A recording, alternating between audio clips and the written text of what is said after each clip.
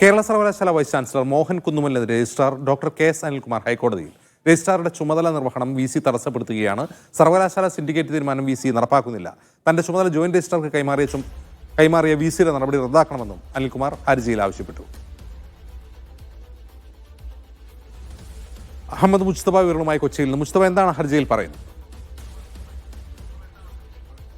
അജിംസ്, നേരത്തെ തന്നെ ഹൈക്കോടതിയെ സമീപിച്ചതാണ് അനിൽകുമാർ. അന്ന് ഈ വിഷയവുമായി ബന്ധപ്പെട്ട് പിന്നീട് തൊട്ടടുത്ത സിൻഡിക്കേറ്റ് യോഗത്തിൽ ഈ തീരുമാനം റദ്ദ് ചെയ്തു. അതുകൊണ്ട് പരാതിയിൽ നിന്ന് പിന്മാറുന്നു എന്നുള്ള കാരണം ചൂണ്ടിക്കാണിച്ച ഡോക്ടർ അനിൽകുമാർ രജിസ്ട്രാർ ഹൈക്കോടതിയിൽ നിന്ന് ആ പരാതി പിൻവലിച്ചതുമാണ്. ഇപ്പോൾ വീണ്ടും ഹൈക്കോടതിയെ സമീപിക്കുകയാണ്. ആ ഹർജിയിൽ ഏറ്റവും പ്രധാനമായി ചൂണ്ടിക്കാണിക്കുന്നത് സിൻഡിക്കേറ്റ് ആ തീരുമാനം റദ്ദാക്കിയിട്ട് പോലും തന്റെ ഡ്യൂട്ടി രജിസ്ട്രാർ എന്നുള്ള നിലയ്ക്ക് തന്റെ ചുമതലകൾ ശരിയാവണ്ണം നിർവഹിക്കാൻ ഇപ്പോൾ വി സി സമ്മതിക്കുന്നില്ല. അതുകൊണ്ട് പ്രധാനപ്പെട്ട 2-3 ആവശ്യങ്ങൾ ഹൈക്കോടതി ഇടപെടണം.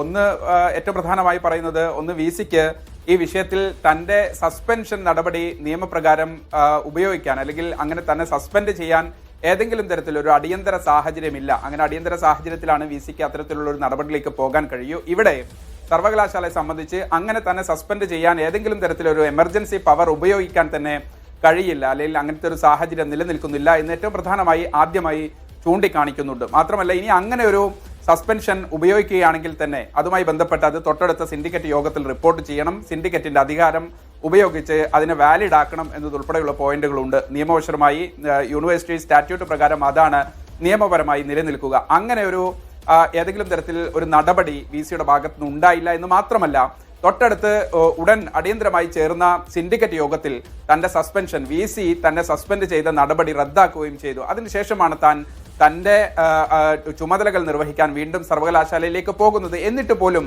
അങ്ങനെ സിൻഡിക്കേറ്റ് ഈ സസ്പെൻഷൻ നടപടി റദ്ദാക്കിയിട്ട് പോലും തന്റെ ചുമതലകളെ യഥാക്രമം നിർവഹിക്കാൻ വി സി അനുവദിക്കുന്നില്ല. അതുകൊണ്ട് ഹൈക്കോടതി ഇടപെടണം, വി സിയുടെ സസ്പെൻഷൻ നടപടി റദ്ദാക്കണം. കോടതി ഇടപെട്ട് തന്നെ ആ വിഷയത്തിൽ ഒരു അന്തിമ തീരുമാനം കൽപ്പിക്കണം, തീർപ്പ് കൽപ്പിക്കണം. ഒപ്പം തന്നെ നിലവിൽ തന്റെ ചുമതലകൾ ജോയിന്റ് രജിസ്ട്രാർക്ക് നൽകിയിരിക്കുന്ന നടപടി അങ്ങേയറ്റം ഭരണഘടനാ വിരുദ്ധമാണ്, സ്റ്റാറ്റ്യൂട്ടിന് വിരുദ്ധമാണ്. അതുകൊണ്ട് ആ